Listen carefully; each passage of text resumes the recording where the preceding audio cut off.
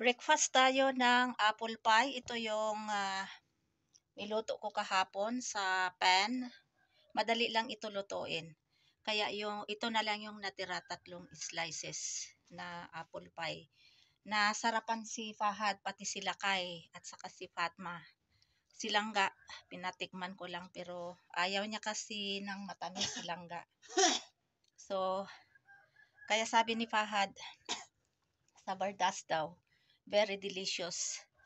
Sabi niya, itira ko daw ito uli yung 1 slice kasi kagabi sila kay at saka si Fahad at saka si Fatma pinaris nila ng tsaa, yung fresh milk na buffalo. So ito naman, ito na lang yung natira. Natikman ko din kahapon 1 slice. So ito mag-breakfast ako with the black coffee na partner. Ayan. Ayan. Breakfast tayo ng apple pie. Napakasarap. Nasarapan si Fahad kasi lagi akong gumagawa ng kahit anong cake. Sabi niya ito daw yung aking pinaka masarap na gawa na apple pie. Kaya sabi niya gagawa daw ako uli. So ito, kain tayo. Bismillahirrahmanirrahim.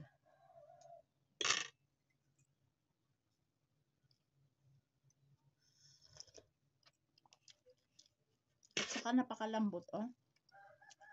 At saka madaling lutuin, at saka very simple lang yung ingredients. Masarap ito pang pang merienda, pang almusal, or kahit baonin sa school.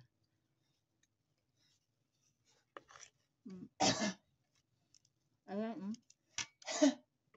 very soft and fluffy.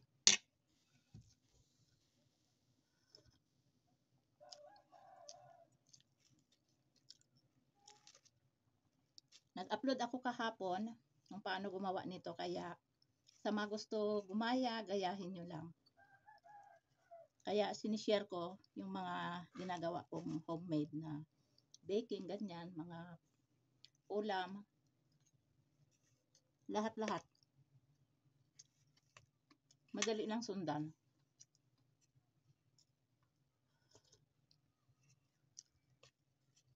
Kasi ito, yung mga ina-upload ko, napapanood ko din sa sa YouTube, kaya lang dinadagdagan ko lang ng my own version.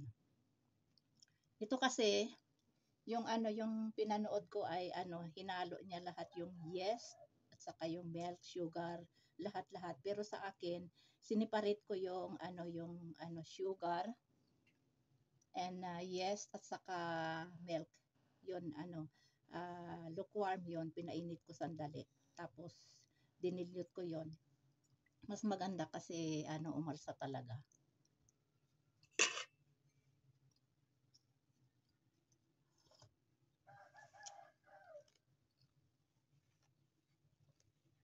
Ayan, pakainin ko si Langga kung gusto niya itong cake kasi ayaw niya ng kailan yan. Ay, yan o, tingnan niyo. Pinatikim ko, ayaw niya talaga. Ayaw niya, yan.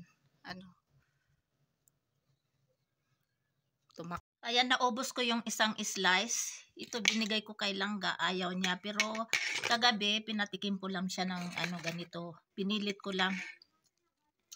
So ito, itira ko ito kay Fatma at saka kay Fahad o kaya kay Lakay din. Pag naggawa ako uli ng tsaa. So ito, naubos ko yung 1 mug na black coffee. Ayan, ang sarap, super sarap. Kaya sa mga gustong gumaya, gayahin nyo lang. Panoorin nyo lang yung aking in-upload kahapon na apple pie. Basta makikita nyo doon at sundin nyo lang yung aking methods. Ayan.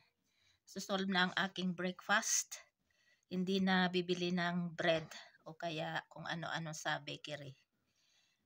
Gagawa din ako nito uli kasi nagustuhan talaga ni Fahad.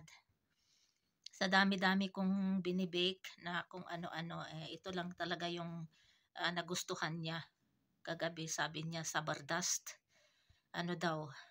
yummy yummy. Magpagawa uli. At saka si Fatma din, sila Kay. Kaya na-impress naman ako sa nagustuhan kasi nila.